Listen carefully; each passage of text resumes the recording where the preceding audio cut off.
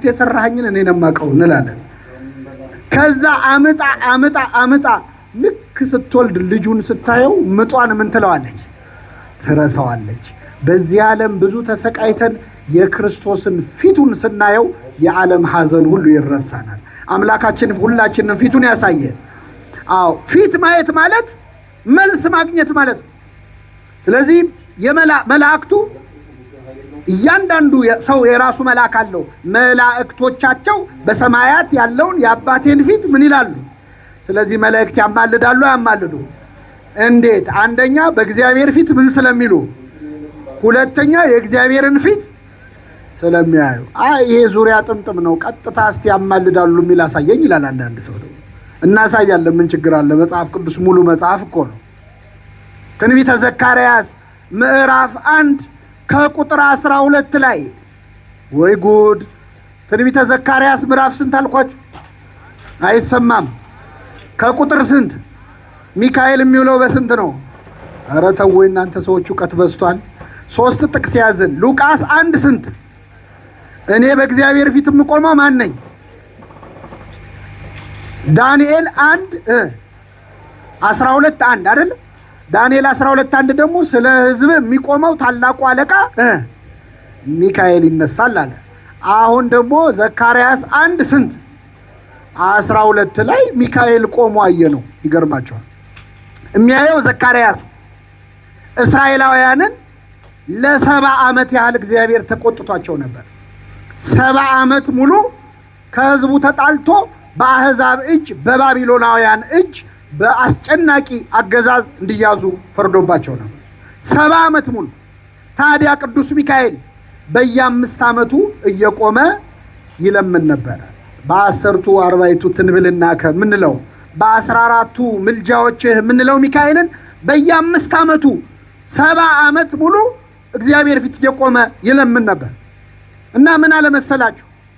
አቤቱ የሰራዊት ጌታ እግዚአብሔር ሆይ 70 ዓመት ሙሉ የተቆጣቸውን የኢየሩሳሌምንና የይሁዳን ከተሞች የማትምራቸው እስከ መቼ ነው አለ ይላል። እስኪ ከኔ ጋር በሉ። የማትምራቸው እስከ መቼ ነው? የማትምራቸው እስከ መቼ ነው ማለት ምን ማለት ነው? ምን በላቸው? ለምን መሰለህ? አሁን እኔ አማርኛ አይገባችሁም ብዬ አይደለም የማብራራው። ጎረቤቶቻችን ያሳተሙት የሐሰት መጽሐፍ ቅዱስ አለ እና የማትምራቸው እስከ መቼ ነው የሚለውን ቃል ምን ብለው እንደቀየሩት ታውቃላችሁ? እስክትምራቸው ምን ያህል ቀን ይቀራል? እንደዛ ማለት ነው። እስቲ ልንገራችሁ። አሁን ቤት አንድ ልጅ እያመሸ ሲገባ አባቱ አንተ ልጅ እምታመሸው እስከ መቼ ነው ማለት ማምሸት እስክታቆም ምን ያህል ጊዜ ይቀራል ማለት ነው ነው እንዴ? የማትምራቸው እስከ መቼ ነው ማለት ምን በላቸው ነው? ማራቸው። ይህን ጊዜ ይላል መልአኩ ቆሞ። እኔ እንዴት ነው የተለያየ መጽሐፍ ቅዱስ ነው እንደምናምነው? መጽሐፍ ቅዱስ ላይ እኮ ነው ተጽፎ ያገኘ ነው። ዘካርያስ 1 ከቁጥር ስንት አልኳችሁ? የማትምራቸው እስከ መቼ ነው አለ መልአኩ። ይህን ጊዜ እግዚአብሔርም ለመልአኩ በሚያጽናና ቃል ተናገረው።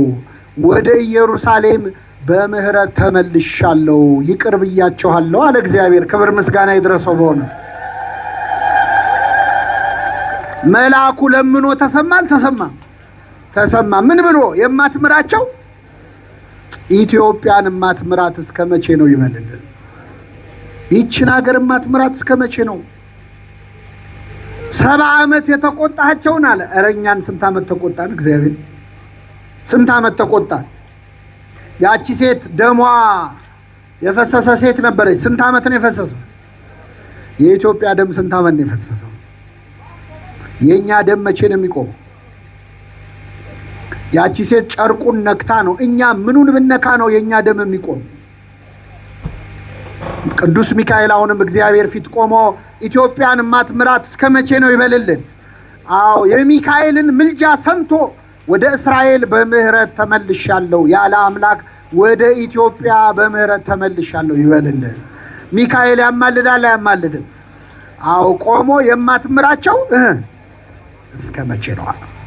ስለዚህ ቅዱሳን መላእክት በቀጥታ ቆመው ይለምናሉ፣ ይከራከራሉ። ኧረ ይገርማችኋል። የይሁዳ መልእክት ላይማ ቅዱስ ሚካኤል ለሙሴ ተከራክሯል። በጣም ይገርማል። ለሙሴ ስለ ሙሴ ስጋ እንዲህ ይላል የይሁዳ መልእክት ላይ አንድ ምዕራፍ ነው ያለው። የይሁዳ መልእክት ላይ የመላእክት አለቃ ሚካኤል እንኳን ስለ ሙሴ ስጋ ከዲያብሎስ ጋር በተከራከረ ጊዜ እግዚአብሔር ይገስጽህ አለው እንጂ የስድብን ቃል አልተናገረውም ይላል። በጣም ይገርማቸዋል። ሚካኤል ከማን ጋር ተከራከረ? አይሰማም። ከሰይጣን ጋር አይደል? ከሰይጣን ጋር ሲከራከር አለ ሚካኤል እንኳን የስድብ ቃል አልተናገረም ይላል። እንደ ሚካኤል እንኳን ማለት ምን ማለት ነው? አሁን አንዳንዴ ተሳዳቢ ሰው እገሌ እንኳን ዝም አለ ይባላል አይደል? ሚካኤል እንኳን ማለት ሚካኤል ሌላ ቀን ተሳዳቢ ነው ወይ? አይደለም። ለምንድን ነው ሚካኤል እንኳን ያለው ካላችሁ እየሰማችሁ ነው? አዎ ስድብ ኃጢአት ነው አይደለም? ግን ስድብ ኃጢአት ባይሆን በትክክል ስድብ የሚገባው ለማን ነው? መልሱልኝ። ለዲያብሎስ አይደል? አሁን ብናዋጣ ራሱ ይበቃል ስድብ ሁሉ አይበቃም አይደል? ስድብ የሚገባው ለሰይጣን ነው።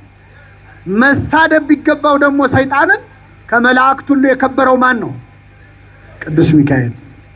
ቅዱሱ ሚካኤል ንጹሑ ሚካኤል እንኳን እርኩሱን ሰይጣንን ምን አላለው? አልሰደበውም። ከኛ መሃል ስድብ ያማረው ሰው እኔ እኮ ልጅ አይደለም የምሳደበው እንዲያርገውኝ ይላል። የፈለገ ሰዎች ቢያረጓችሁ የሰይጣንን ያህል ሊያረጉ ይችላሉ? አይችሉም። እሺ እነሱ እንደ ሰይጣን ቢከፉ እናንተ እንደ ሚካኤል ንጹህ ናችሁ? አይደለንም። ግን እንደ ሚካኤል ብትነጹ እንደ ሰይጣን የረከሰው ሰው እንኳን እንዳትሳደቡ ነው ያለው። እግዚአብሔር አንደበታችንን ያዝልን። አሁን እኛ እኮ የማንሳደበው ምናልባት ለማጠራቀም ነው። እኔ አንዳንድ ሰው ዝም ይላል ሲሰደብ፣ ከዛ ይቆይና አጠራቅሞ እኔ ባለፈውም ትቼልሽ ነው ይላል አይደል? ሲቆይ እንደው ንቀት ማን ነው ፍርሃት መሰለ ዝምታ ብለን እንሳደባል። ሚካኤል ግን እንደዛ አላደረገም። እግዚአብሔር ይገስጽህ አለው አይደል? ማን ይገስጽህ? አዎ ተሳዳቢዎችን እግዚአብሔር ይገስጽልን። ስለማን ስጋ ነው የተከራከረው ሚካኤል ከሰይጣን ጋር? ስለ ሙሴ ስጋ። ምን መሰላችሁ? ሰይጣን የሙሴን ስጋ ፈልጎት ነበር ሊወስደው፣ ነፍሱን ወደ ሲኦል፣ ስጋውን ደግሞ ወስዶ እስራኤል በጣም ይወዱት ስለነበር ሊያስመልከው ፈልጎ ኃጢያን ሊያሰራበት ፈልጎ ነበር። አይገርምም? ሰይጣን ሲለው የቅዱሳን አጽምን ያናንቃል፣ የነሱ ምን ክብር አለው የትስቢት ጣል ይላል። ሲለው ደግሞ አምጣ ብሎ ከሚካኤል ጋር ይከራከራል። የሚካኤልን የሙሴን ስጋ ይገርማችኋል። ቅዱስ ሚካኤል አትነካውም ብሎ ስለ ሙሴ ተከራከረ። ስለ ሙሴ የተከራከረ ሚካኤል ለሁላችን ይከራከርልን። ለሙሴ ስጋ የለመነ የተከራከረ ሚካኤል ለኛ ነፍስ እንዴት አይከራከርም? ይቆማል። ማረው፣ ይህ ነፍስ ይገባል ለእግዚአብሔር፣ ለሰይጣን አሳልፈህ አትስጠው ብሎ ከሰይጣን ጋር ይከራከራል። ቅዱሳን መላእክት ለኛ ቆመው የሚለምኑ የሚጸልዩ ናቸው። ሁሉ መዳንን ይወርሱ ዘንድ ይላል። ሁሉ መዳንን ምን ይሉ ዘንድ? እነ ሚካኤል ሁላችን መንግስተ ሰማያት ብንገባ ደስ ይላቸው። ሁላችን ብንገባ። መላእክት ምቀኞች አይደሉም።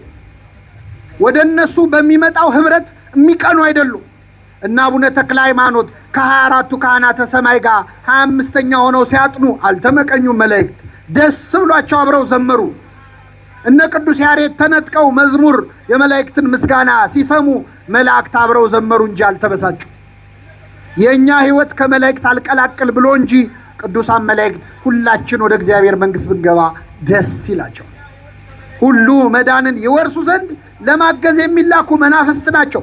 ተነሳ እያሉ የሚያበረቱ አላያችሁትም? ቅዱስ ፋኑኤልን ሊቀ መላእክት ቅዱስ ፋኑኤል የእግዚአብሔር ነቢይ ኤልያስ ከንግስት ኤልዛቤል ጋር ተጣልቶ ተሰዶ ሲያመልጥ ደከመው።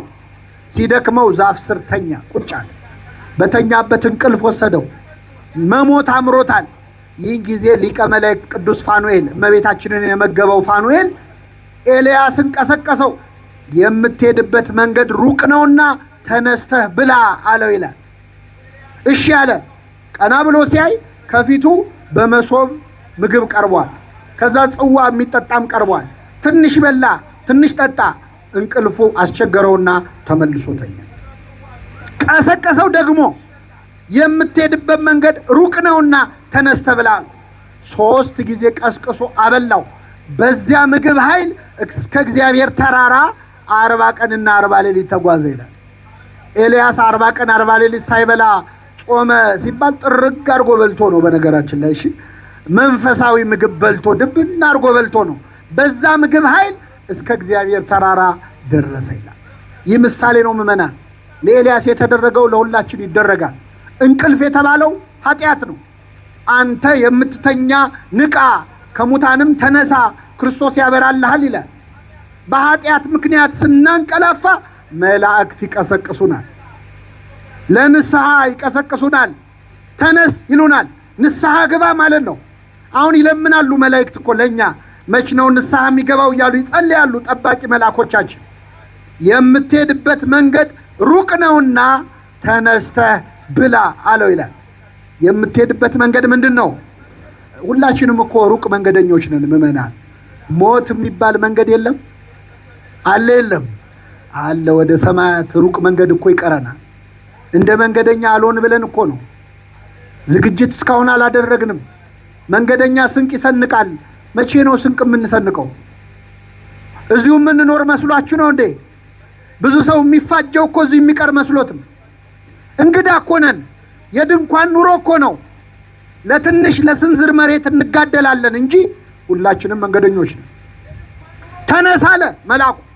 የምትሄድበት መንገድ ሩቅ ነውና ተነስተ ብላ ማለት ምን ማለት መሰላችሁ? ከኃጢአት እንቅልፍ በንስሐ ተነስተ የክርስቶስን ሥጋና ደም ምን በል ተቀበል ብላ አለው። በላ።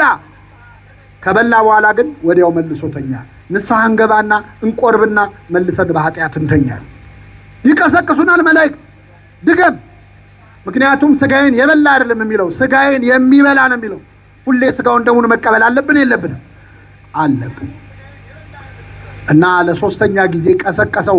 በዚያ ምግብ ኃይል እስከ እግዚአብሔር ተራራ 40 ቀንና 40 ሌሊት ተጓዘ ይላል። እስከ ምን ተራራ? ከኔ ጋር ናችሁ? እስከ ምን ተራራ? የእግዚአብሔር ተራራ የተባለች መንግስተ ሰማያት ናት። ሥጋውን ደሙ ከተቀበልን በሥጋው በደሙ ኃይል እስከ እግዚአብሔር ተራራ እስከ መንግስተ ሰማያት እንገባለን። የሚቀሰቅሱን መላእክት ናቸው። ሁሉ መዳንን ይወርሱ ዘንድ ለማገዝ የሚላኩ መናፍስት ናቸው። ቅዱሳን መላእክትን የሰጠን አምላክ ስሙ የተመሰገነ ይሁን። የሰማነውን በልቡናችን ያሳድርብህ።